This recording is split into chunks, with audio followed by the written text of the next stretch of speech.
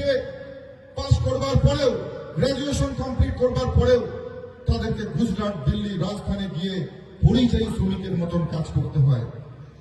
ভাবুন তো কতটা কষ্টের, কতটা দুঃখের। একদিকে কেন্দ্র সরকারের কর্মযজ্ঞ, আর একদিকে বাংলায় চলছে ধ্বংসের যজ্ঞ, ধ্বংসলীলা। বাংলায় এমন একজন মুখ্যমন্ত্রী, যখন বেকার শিক্ষিত যুবকরা চাকরির দাবিতে যখন মমতা বন্দ্যোপাধ্যায়ের সাথে দেখা করে, তখন মমতা বন্দ্যোপাধ্যায় তাদেরকে সাজেশন দেয়, তাদেরকে বুদ্ধি দেয় যে তোমরা চপ ভাজো, চপ শিল্প করো। ভাবুন কতটা হাস্যকর। এর মানেটা কি? যারা শিক্ষিত যুবক তাদেরকেও যেমন অপমান করা, পাশাপাশি যে বাবা মা তাদের মাথার ঘাম পায়ে ফেলে কঠোর পরিশ্রম করে ছেলেকে শিক্ষিত করেছে তাদের।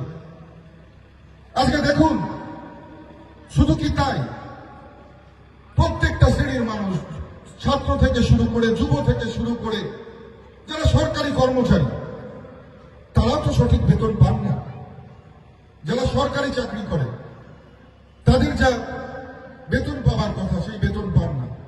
আজকে যে পুলিশটা এখানে দাঁড়িয়ে ডিউটি করছে, যে পুলিশ, পশ্চিমবঙ্গ পুলিশ যারা রয়েছে, অনেক পুলিশ দলদাসে পরিণত হয়েছে, তবে সব পুলিশ খারাপ নয়। তাদের পেটের তাগিদে করতে হয়, পরিবারকে বাঁচানোর তাগিদে করতে হয়। আজকে সেই পুলিশ অফিসাররাও উত্তরপ্রদেশ, রাজস্থান, অন্যান্য বিজেপি শাসিত যে রাজ্যগুলো রয়েছে তার থেকে অনেক কম মাইনে পায়, অনেক কম বেতন পায়। আজকে যারা সরকারি কর্মচারী, তারা যখন তাদের নিজেদের ন্যায্য ডিএর দাবিতে রাজ্য সরকারের কাছে যান, তখন মমতা বন্দ্যোপাধ্যায় তাদেরকে বলেন তোমরা কেন ঘেউ ঘেউ করছো। অর্থাৎ তাদেরকে কুকুরের সাথে তুলনা করা হয়। যে রাজ্য সরকারের কর্মচারীরা এই রাজ্যের শাসক দলের সঙ্গে থেকেই কাজ করছে, তাদেরকেও তিনি অপমান করতে ছাড়েন না।